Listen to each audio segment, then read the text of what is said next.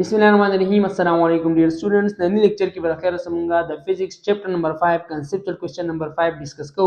conceptual question number 5 की सीधी what would happen to your weight on earth if the mass of the earth is doubled but its radius stay the same. وی کچری مونږه د ځمکې ماس ډبل کو او د ځمکې ریډیس ته سنو وایو هغه کانسټنټ وساتو نو آیا زمونږ په ویټ باندې با ساسر پریوز ویټ ستوي هغه فورس په کم فورس سره چې ځمکه هر باډي خپل سنټر ته راکاږي دې ته د هغې ویټ وایي او دغه ویټ فارموله څه ده دغه ویټ فارموله د ماس ملټیپلای ګریویټیشنل اکسلریشن نو کوېسچن زمونږ نه دا کوي که چیرې مونږه د ځمکې ماس د باډي ماس نه یادوي د ځمکې ماس یادوي که چیرې مونږه د ځمکې ماس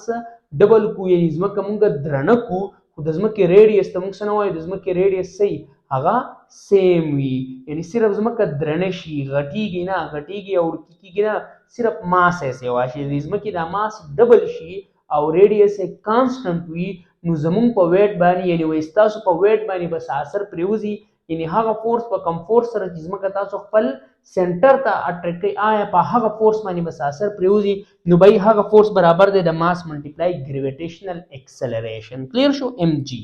اوس ماس اف د باډي هو کانسټنټ ده خو آیا د ځمکې د ماس ډبلولو سره په دې جی باندې څه اثر پرېوځي نو بای د جی فارموله زموږ سره ده جی از اکول ټو ګریویټیشنل کانسټنټ یعنی جی ماس ام ای ماس اف د ارث divided by radius of the earth square اوس که تاسو لږ توجه شئ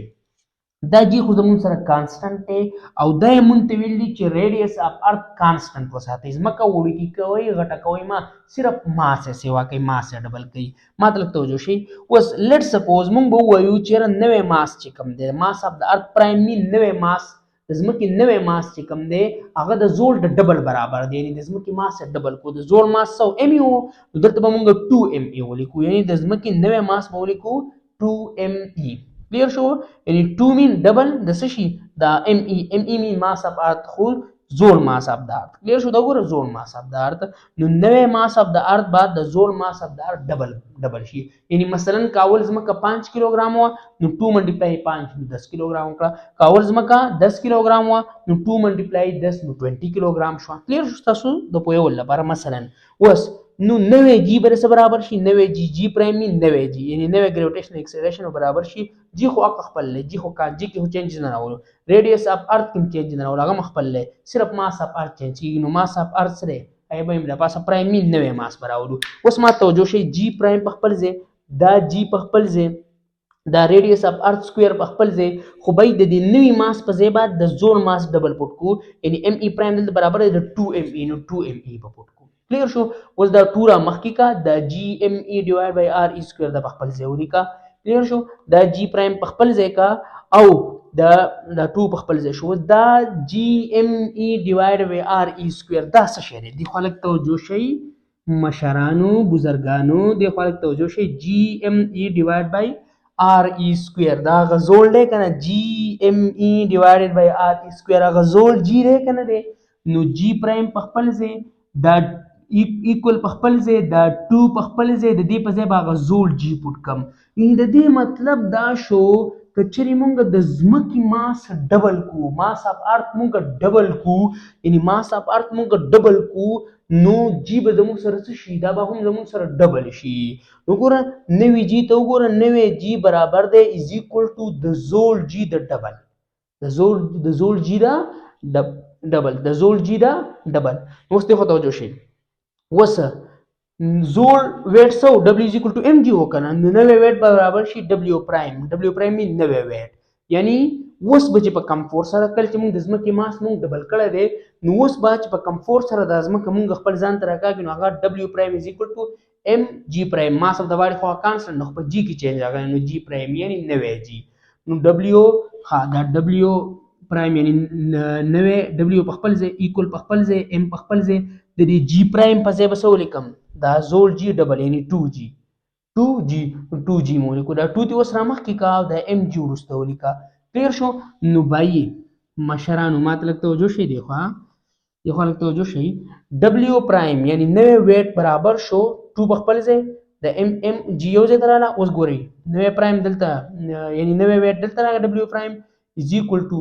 2 د دې ام جی په ځای تاسو ماته وایي مشرانو دا هغه ام جی چې کوم دی دا هغه زوړ ویټ دی که نه نو دلته ما هغه زوړ ویټ پوټ کو هغه زوړ ویټ پې پوټ کو یعنی نوی ویټ برابر شو د زوړ ویټ د ډبل د زوړ ویټ دا ډبل د دې څه مطلب دی د دې مطلب دا دی تاسو ماته لږ توجه شئ لیټ سپوز دا ځمکه نه زه ګورم چې دا پرې کیمره کې ښکاري که نه بالکل دغه ځای ښکاري دا د ځمکې سینټر دی لیټ سپوز صحیح شو دلته زمون سره یو اندوانه سره ناست دی چې هغې ته مونږه لیټ سپوز د دغې اندوانه سري تاسو نه یادوم ښه د دغې اندوانه سري نوم شاپتو دی څه نوم دی اس پی اس پی مین شاپتو صحیح ده اوس ماته لږ توجه شي لیټ سپوز اول زوړ ویټ چې کوم د دی و لیټ سپوز اول د ځمکې دا ځان ته راکاږو زوړ ویټ چې کوم و هغه و 10 نیوټن ځمکې یعنی ځمکې خپل سنټر ته دا شاپتو یې راکاږو په 10 نیوټن فورس سره یعنی دی ویټ 10 نیوټن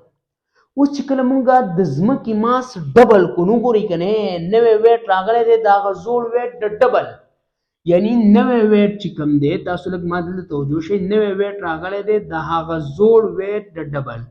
دا نوی ویټ په خپل ځای ډبلیو پرایم دا 2 په خپل ځای هغه زوړ ویټ سره 10 نو ملټیپلای 10 نو 20 نیوټن اټس مین چې کله مونږه د ځمکې ماس ډبل کو ماس اف ارث مونږه ډبل کو نو اول د شاپتو د ځمکې ځان ته اول په 10 نیوټن فورس سره راکاږو اوس به ځان ته په 20 نیوټن فورس سره راکاږي یعنی ویټ اف شاپتو هم ډبل شو که اول شاپتو مثلا ځان ته په 50 نیوټن سره راکاږو نو 2 ملټیپلای 15 اوس په 100 نیوټن سره ځان ته راکاږي اټس مین که چیرې مونږه د ځمکې ماس ډبل کوو دغه هم لږ وګورئ که نه د ځمکې ماس ډبل کوو نو ویلیو اف جی به ډبلیږي چې کله ویلیو اف جی ډبلیږي نو دغه ډبل ویلیو چې دلته پوټ کې نو ویټ به هم زموږ سره څه راشي ډبل راشي نو دا په دې ځای کې تاسو ما شارټ کټ هم پوهولی شوئ خو دا پوره مې نه ته ډسکس ځکه کړو چې پوره ستاسو د ذهن ته دا شي زه